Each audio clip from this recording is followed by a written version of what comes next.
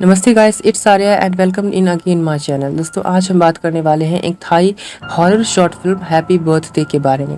ये फिल्म 2016 में internally YouTube पर रिलीज की गई थी। So let's start the video. तो स्टोरी की शुरुआत में हम देखते हैं कि एक लड़की जिसका नाम वॉन है, वो अपने स्कूल कैंपस प्लेस में बैठकर सॉन्ग सुन रही थी और एक बुक भी पढ़ रही थी। तभी उसके फ़ोन पर किसी का मैसेज आता है और हम देख पाते हैं कि ये उसकी बेस्ट फ्रेंड लुक्तान का था। और इनके कन्वर्सेशन से हमें पता चलता है कि आज रात ये दोनों मिलने वाली हैं वॉन के घर पर, बिकॉज उस रात वॉन का बर्थडे था।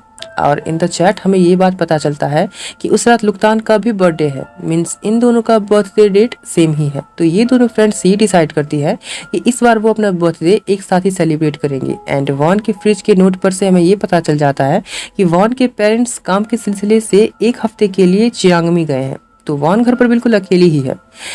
घर पहुंचकर वॉन फिर से लुक्तान को मैसेज करने लगती है, मगर इस बार लुक्तान का कॉल आता है। जब वॉन कॉल रिसीव करती है तो उस पर कई सारे मंत्रों की आवाज सुनाई पड़ती है। ऐसा फील हो रहा था कि वो किसी के फ्यूनरल में है।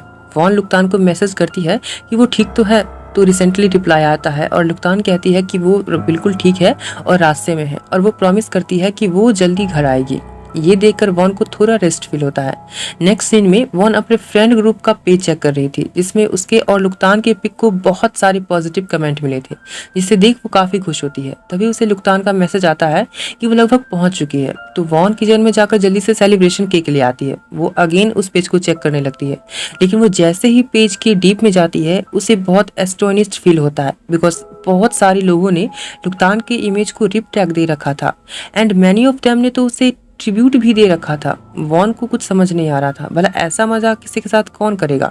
वॉन ये सब देख ही रही होती है कि कोई उसकी बेल रिंग करता है। वो डोर ओपन करने जाती है, मगर वहाँ कोई नहीं रहता।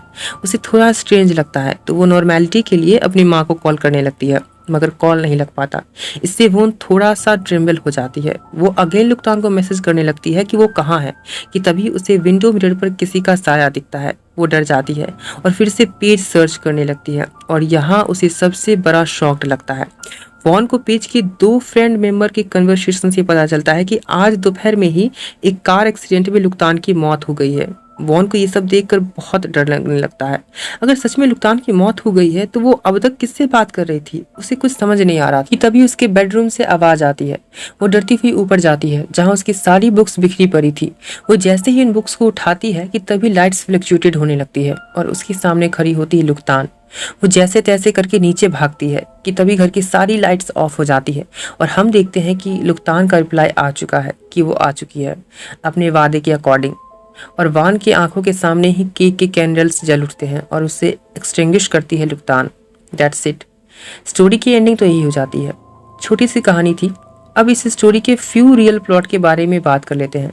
दोस्तों, ऐसा कहा जाता है कि थाई कल्चर के अकॉर्डिंग इंसान किसी भी चीज़ के लिए प्रॉमिस करता है, बट अनफॉर्चुनेटली वो प्रॉमिस पूरा होने से पहले ही मर जाता है। तो वो इंसान की आत्मा रिवर्स आती है उस प्रॉमिस को पूरा करने, और वो तब तक नहीं जाती जब तक उसका डिज़ायर पूरा ना हो।